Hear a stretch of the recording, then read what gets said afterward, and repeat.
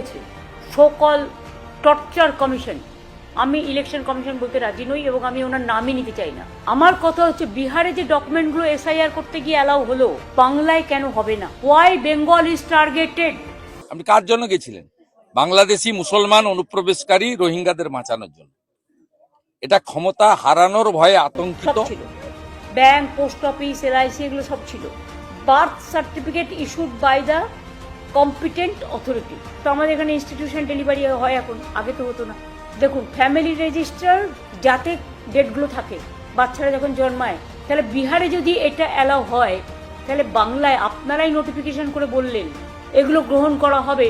14 তারিখ ছিল as per supreme court verdict যে হিয়ারিং হবে। তো 14 তারিখ বেলা 3টে নাগাদ আপনারা ব্লক করে দিলেন কেন লগ ইন? সেখানে বেশ কিছু লক্ষাধিক মানুষের নাম ছিল যাদের প্রসেস হয়ে গেছিল, জেনুইন ভোটার্স, কিন্তু তাদেরটা লগ ইন না করতে দিয়ে তাদেরটা ডিসপোজ করতে দেওয়া হলো না। এআই করে বাদ দিয়ে দিলেন 58 লক্ষ ভোটারকে, যাদের মধ্যে অনেক জেনুইন ভোটার আছে। সেই চ্যাপ্টারটা কোথায় গেল?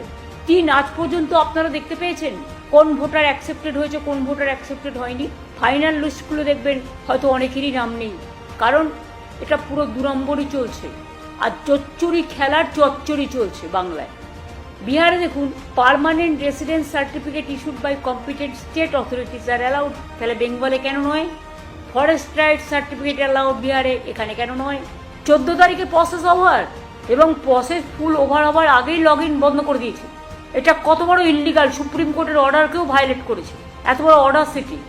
টাইম ছিল 21 তারিখ পর্যন্ত ডিসপোজালের জন্য, 14 তারিখে বিকেল বেলাতেই সব বন্ধ করে দিল। কেন? ভ্যালেন্টাইন্স ডে করছিল? এটা কি ভ্যালেন্টাইন্স ডে গিফট যে মানুষের অধিকারটাকে সম্পূর্ণ না করতে গিয়ে আধা আধি করে ছেড়ে দিল? এটা তো ভ্যালেন্টাইন্স ডে গিফট হতে পারে না। ভ্যালেন্টাইন্স ডে তো for justice, piece, prosperity, friendship. আপনাকে দেখেনি? উনার পরামর্শদাতা সংগঠন দুর্নীতিগ্রস্ত আইপ্যাকের লোকেরা বলেছে 58 লাখেই কাত হয়ে গেছে, আর যদি 20-30 লাখ চলে যায় তাহলে আপনি বাঁচাতে পারবেন। আপনি কার জন্য গেছিলেন? বাংলাদেশি মুসলমান অনুপ্রবেশকারী রোহিঙ্গাদের বাঁচানোর জন্য। এটা ক্ষমতা হারানোর ভয়ে আতঙ্কিত। উনার পরামর্শদাতা সংগঠন দুর্নীতিগ্রস্ত আইপ্যাকের লোকেরা বলেছে 58 লাখেই কাত হয়ে গেছে, আর যদি 20-30 লাখ চলে যায় তাহলে আপনি বাঁচাতে পারবেন।